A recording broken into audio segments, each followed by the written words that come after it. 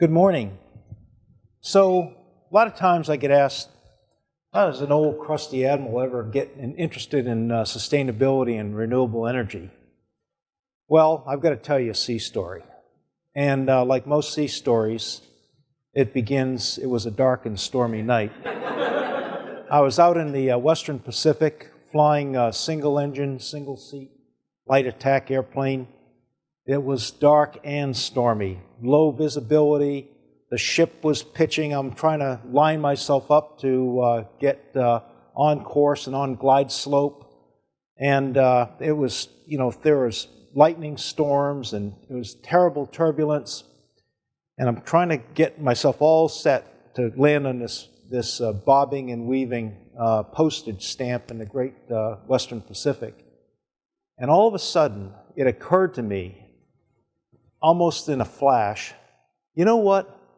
We need to develop solar-powered airplanes, because then I'd only fly in the daytime when the sun was shining. And ever since then, I've been fascinated by renewable energy. It's great to be here, Dean Corliss. Thank you so much. I had an opportunity yesterday afternoon to meet with Dean Corliss and some of his staff and see this great facility. It is truly world-class.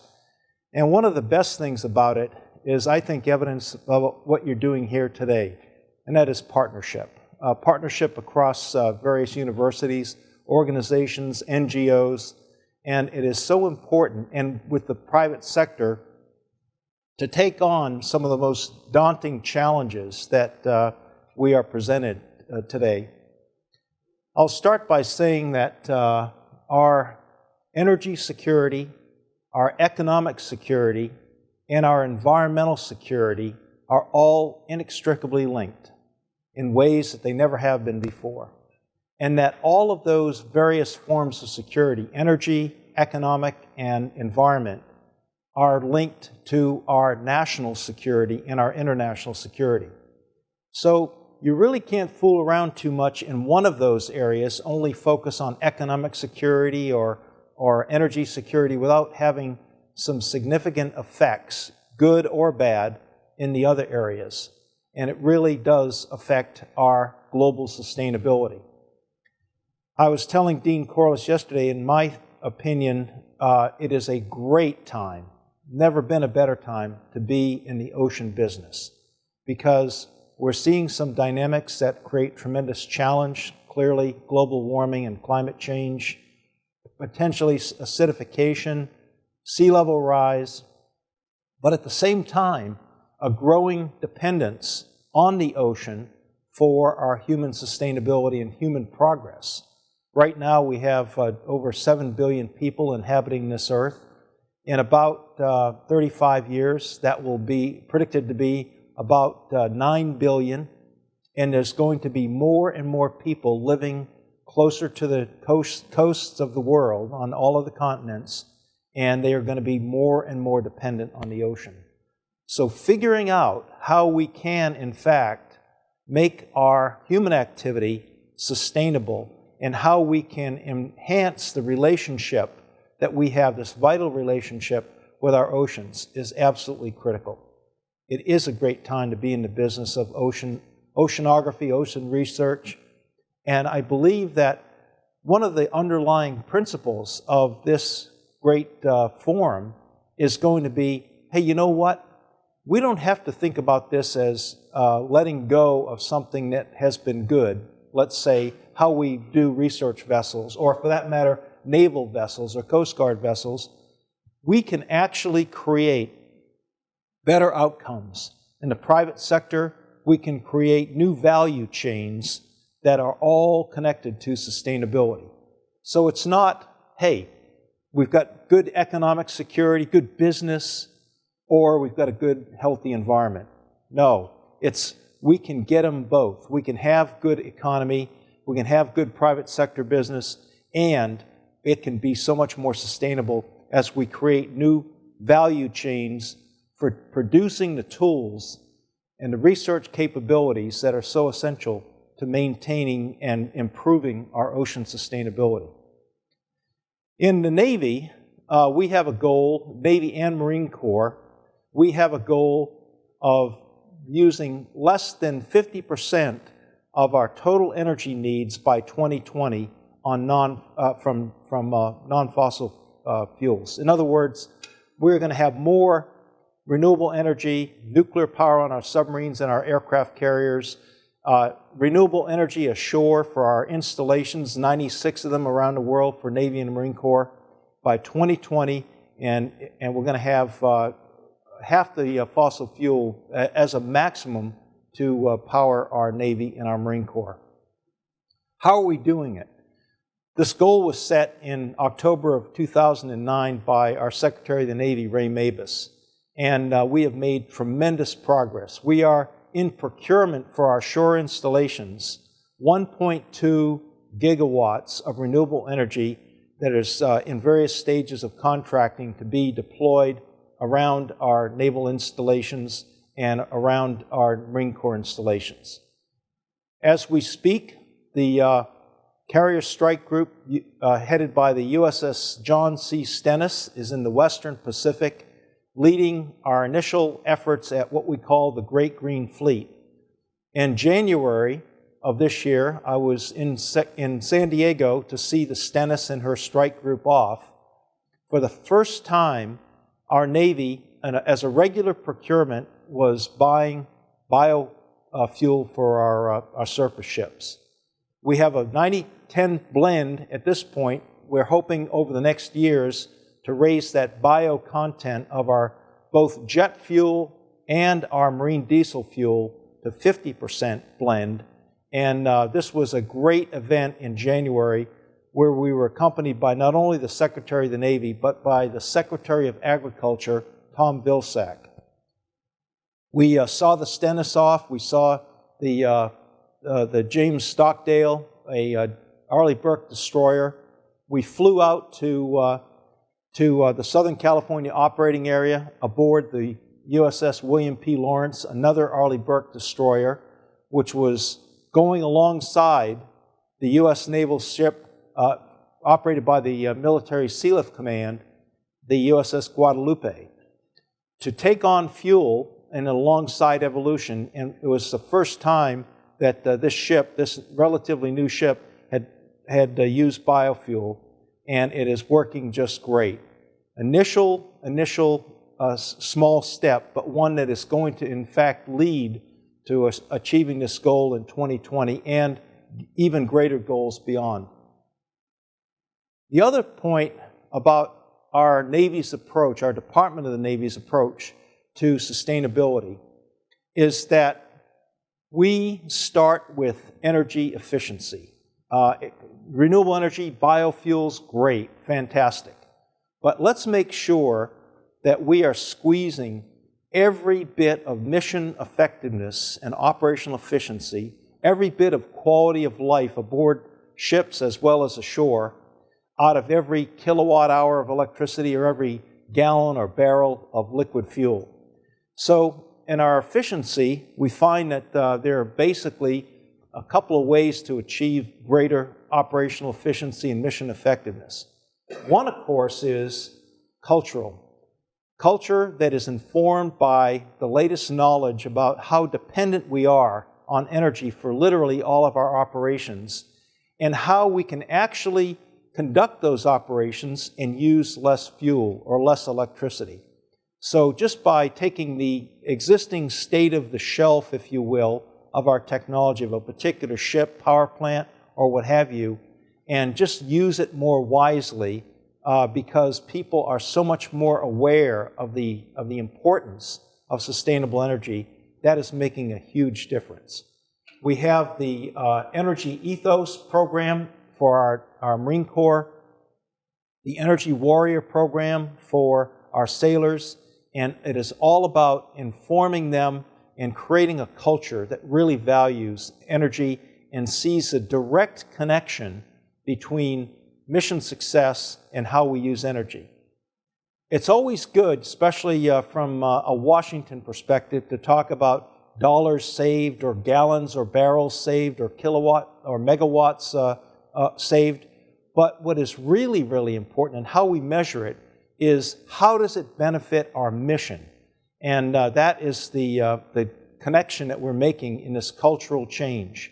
From admiral to seaman, from general to lance corporal, and everybody in between, we are seeing tremendous advantages and tremendous advances in our ability to get the mission done for less fuel without compromising a bit. In fact, it enhances the mission to have a ship that doesn't have to go alongside the oiler as frequently because they've been operating on a much leaner plant configuration and watching for a particular mission set, ballistic missile defense, for example, and they are out there in that area of interest so much longer without having to hit the underway replenishment ship.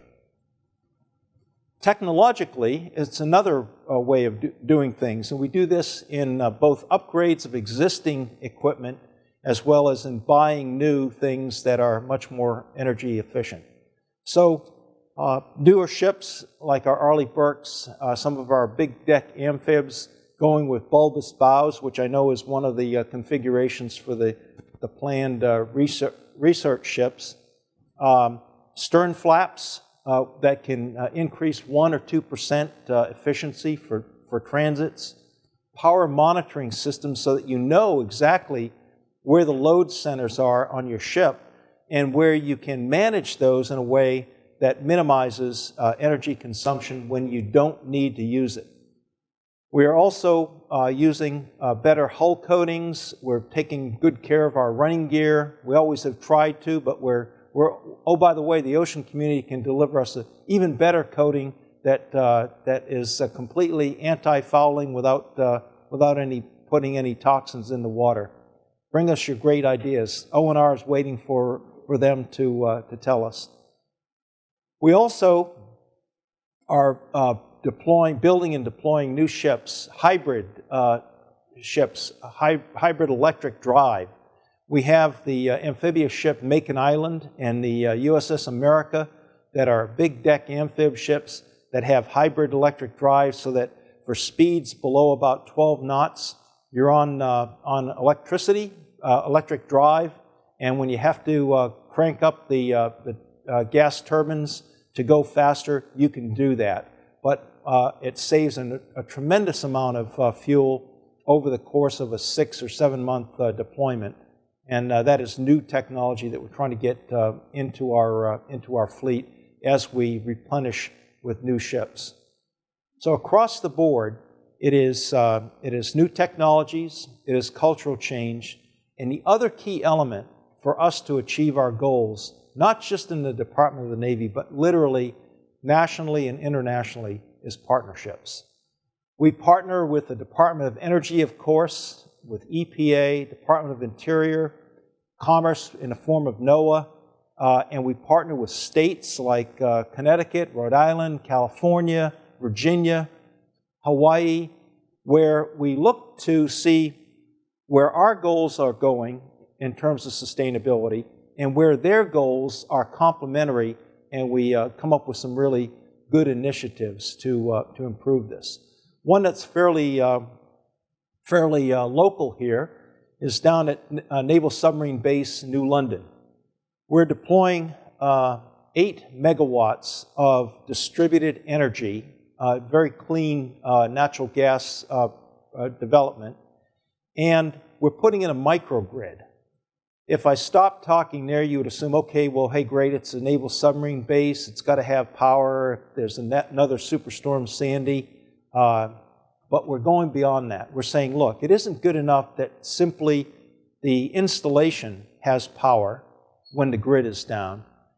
We know that our communities, like the city of Groton outside of New London, are really, really critical to our operations, where people live, kids go to school, etc. So we're pursuing a strategy of regional resiliency where we're putting a microgrid to take advantage of this distributed generation, 8 megawatts, and that microgrid is extending to the city of Groton for first responders, for medical treatment facilities, and even for a commercial corridor, so that unlike what happened in many places after Superstorm Sandy when the grid went down, you're going to be able to go get gas, or you're going to be able to go to a grocery store and to have those minimal services available, because we now are putting in a strategy of regional resiliency in the face of bad weather or mechanical failure or deliberate actions by bad people.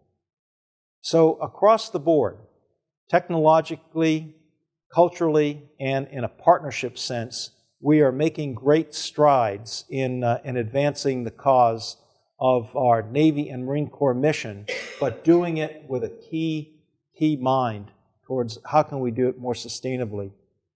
Not in a zero-sum way of, okay, you can either have a good environment or you can have a good mission outcome. We believe that 9 times out of 10 you can have both, and that's what we're really pursuing. The other aspect, or another subject area I'd like to touch on briefly, is my environmental portfolio, and that is, we believe that our Navy and Marine Corps are tremendous stewards of the natural environment, at sea or shore. An example that is very dramatic in my mind that I point out, if you were to look at a satellite image of the Southern California coastline, and you were looking for natural habitat, and you started at the northern reaches of the San Fernando Valley and went well south of the metropolis of Tijuana, there's only one area that really stands out as an example of great critical habitat, natural habitat for Southern California coast, and that is called Camp Pendleton, Marine Corps Base. And a little bit further south, Coronado. These are areas that we do intense training for our Navy and our Marine Corps, yet because we are in fact good stewards of the natural environment, we have preserved them from commercial development. There aren't strip malls, there aren't housing developments. We have biologists in these locations. If you look on the East Coast, the same thing is true in Camp Lejeune or in our Florida naval air stations, Patuxent River on the Chesapeake Bay. All of these are shining examples in my mind where we take our environmental stewardship very, very seriously. After I was successful in landing my jet, I did get aboard that night, that dark and stormy night, and we came back from that deployment, and we had seen a lot of places in the Western Pacific during that deployment. And I and my shipmates and squadron mates came back with a couple of insights, if you will. One was, we saw ports that were just horrible. I mean, just terrible oil and trash, beaches that were terrible. You wouldn't even want to visit them. National parks in other nations that were basically one step above a landfill. And we came back to the United States and we said, this is our country. This is what we defend. This is what we never ever want to become, like we have seen in other parts of the world that have been less good stewards or less fortunate economically or what have you. So when we go out there, when we go to sea on our Navy ships or we go deployment with our Marine Corps to expeditionary bases, we recognize that part of what we are defending, a key part, is the wonderful environment and the wonderful sustainability that is represented and led by the United States. And we don't want to ever do anything to harm that. So with that, I want to have a conversation. Dean, should we pass out the exam books now, or should we wait till, okay. Let's talk. That is what I want to tell you about our Department of the Navy and what we are doing in terms of sustainability and green ships, if you will. We're still going to paint them gray, but they're green inside. I would also say that, and many of you know this, our Navy legacy, our heritage, if you will, is one of constant technological innovation. We started out, we would have been great partners with 11th Hour back in the day, and then some guy invents this thing called a steam engine. So we had the first hybrid ships. They were ships that you can see pictures of from the mid-19th century.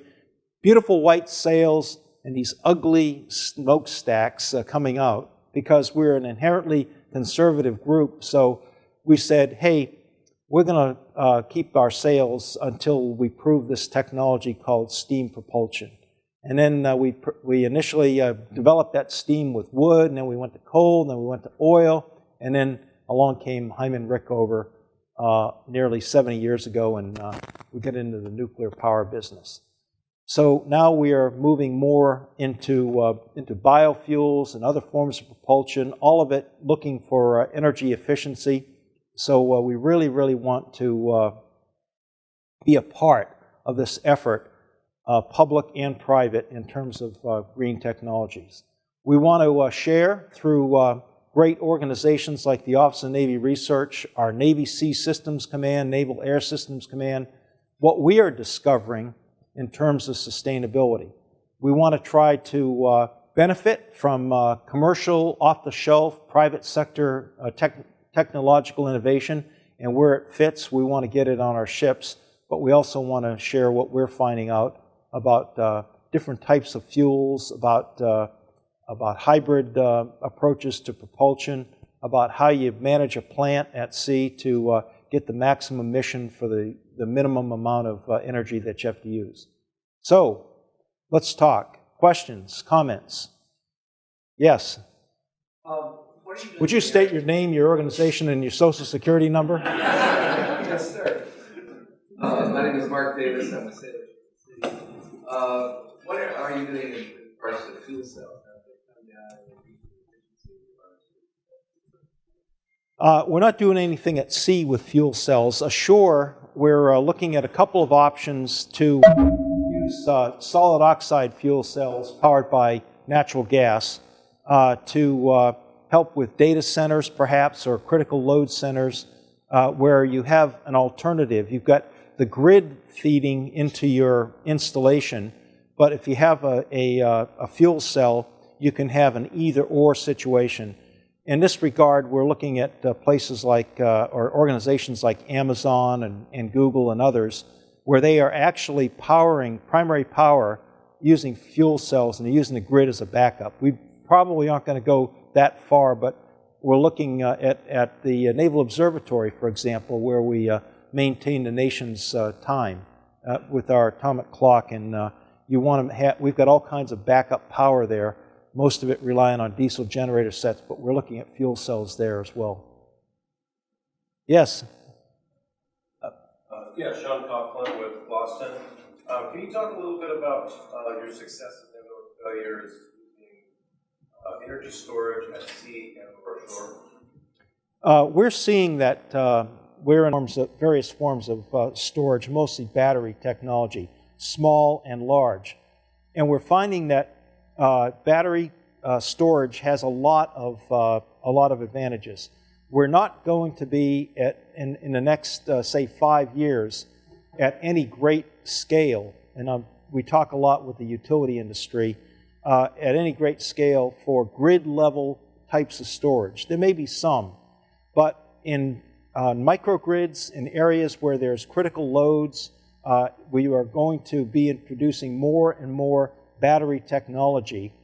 One of the things we're inviting and getting some takes on for the utility industry is, why don't you put your solar array on a Navy installation that doesn't need that acreage to conduct its mission? It provides a buffer, an encroachment buffer for us. It's an advantage there. You can, as you're deploying this solar technology, you can also pay us in-kind consideration by allowing us to have right of first refusal for that solar power when the sun is shining. And oh, by the way, when you start taking advantage of the lowering costs of electrical storage, why don't you consider putting those battery banks on our bases as well? It will be primarily for your service territory, for all of your customers, including Navy and Marine Corps, but we like the idea of us having a secure location where you can start deploying this storage and this distributed energy where it makes sense for you and makes sense for us. Storage is happening. It has the advantage of smoothing out power. For the electrical engineers in the group, we all know that when you crank up that diesel generator set, the power is usually pretty dirty at first, and that screws up a lot of, shall we say, oceanography experiments when you have that shift in power. So putting at this price point for storage, selectively, strategically, storage devices in line, and then having more and more capacity as the price comes down makes sense. One last point. I was out in Silicon Valley about a month ago and visited a company that had a new type of technology for solar panels. It had the ability to generate electricity not just on the front side but on the back side of the panel. So they were mounted in a way that usually they would have some white backing. Think about a white fabric or something like that, so that when the sun get at low angles, early in the morning or in the evening, you're still generating power both on the front side and the back side of that panel. That was step one. Step two, they took these panels and put them in these boxes, these shipping containers, along with a clean diesel generator set, along with the framing to provide a place to put these solar panels, and then all kinds of inverters and battery packages. So you had renewable energy in the form of solar, you had backup power in the form of the diesel generator set, and you had battery storage. And the way it goes is the sun comes up, you're starting to meet your load of your particular area where this van is located. Great during the good part of the Sunday. The sun goes down and your battery bank is picking up that load. The batteries start going down, they get to a certain point, and then your diesel generator kicks in about 3 or 4 o'clock in the morning and keeps the load going until the sun comes up again. They've deployed these systems in Oceania, and it really makes a lot of sense. So we're going to be seeing more and more of that plug and play, if you will. The other nice thing about this approach by the company is that as new smart inverters are invented or deployed, are available, you can take out the old inverter, put in something new. If you get a new, cleaner diesel generator set, you can take that out, put it in, and new batteries as well. So storage is happening. It's happening selectively now, but it's going to be scaling up, I think, very rapidly over the next 5 to 10 years. Yes? Hi, I'm Rose before I work for the National Science Foundation. And on the ship budgets, I'm all about green. And what kind of green? This kind or? exactly. So paint. Can you talk about paint and how the Navy is doing the anti-fouling? I can't at any reasonably technical level. I will say that where we are able, and I think I'd recommend that in the break you talk to some folks from O&R to find out about it, and if they don't have the answers, they can get the answers for you. But the goal is to try to put coatings on our ships and on our boats that stay there, so that you don't have to haul them out and blast off the old flaking stuff, and that it will help you in terms of prevention of fouling. That's the holy grail, if you will, of marine paint. And if anybody's got any new materials or ideas, that would be really, really helpful. I will say one form of our littoral combatant ships that is built by Austal down in Mobile, Alabama. The initial intention was, as we always do, we paint our ships, but these are made, they're aluminum-hulled vessels, and we found that not painting them, the patina on the aluminum kind of looks like navy haze gray, so we're not painting them at all. So that's a good thing. Yes? Good morning, and thank you for your remarks. I'm Carly Lyman, plus North American Marine Environment. I wanted to ask you a little bit about the sourcing of your biofuels. I think that there are a couple of myths about biofuels that are very, very persistent. One is related to ethanol, and that is that we are using food production acreage and denying people access to affordable food in order to burn it, for ethanol, whether it's in the government or not. And we are clear about this. We will not use any type of biofuels feedstock that has that effect of reducing the ability of food production. We, in this first batch, which was procured by the Defense Logistics Agency, which buys all of the fuel for all of the services in DoD, was distilled, if you will, processed at a refinery in the Los Angeles basin. It's a company called Alt Air, A-L-T Air. The particular feedstock for this was beef tallow that came out of Nebraska and eastern Colorado. We are feedstock agnostic. As long as it doesn't create harm to the environment in producing the feedstock, we'll use anything. It grows. It's wood chips. We have a couple of refiners that we're working with to try to develop the ability to make jet fuel and marine diesel fuel out of municipal solid waste. And as you probably know, the United States is the Saudi Arabia of municipal solid waste. So, man, if we can figure out how to convert that in an environmentally sound way, we're in there. The challenge now is we're trying to get to scale in terms of biofuel. One thing that's key, we can't pay a premium for biofuel. We say, hey, we can get petroleum for X numbers per barrel, X dollars per barrel, and the amazingly depressed price of petroleum on the world market now makes it tough for the biorefiners to match that. We have some leeway because we're working with the Department of Agriculture and the Commodity Credit Corporation that can help pay the producers of the bio feedstock a little bit, a premium, but still, it's very, very competitive environment out there. Now, I'm very, very confident that as the world moves forward, the price of a barrel of crude is not going to be down in the $30, $40. That demand is going to be there. And we're hoping that by that time, the biorefining processes, the feedstock varieties, the way that they are transported to the refinery are going to be much more sophisticated, and it'll be very, very competitive.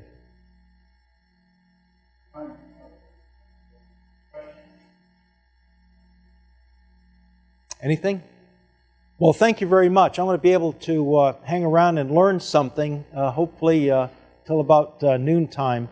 But I really, really encourage, if you need any encouragement, to have the great conversations, to develop the personal and professional relationships that lead to partnerships and initiatives, because no one organization, whether it's the Department of the Navy or the Graduate School of Oceanography or anybody, has all of the answers. But collectively and collaboratively, we can really, really help each other out, because as I said, the ocean is so critical to our way of life. I will tell you, I am a reformed sustainability person, reborn again, if you will.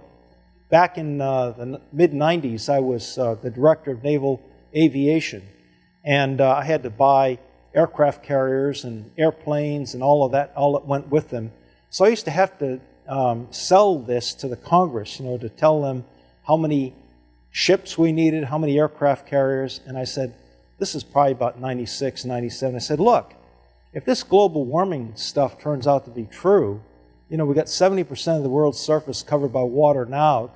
Who knows what it's going to be in 20 years, so we need more ships. We need a bigger Navy to cover that territory. But I've since gotten a little more sophisticated about my views. Thank you very much.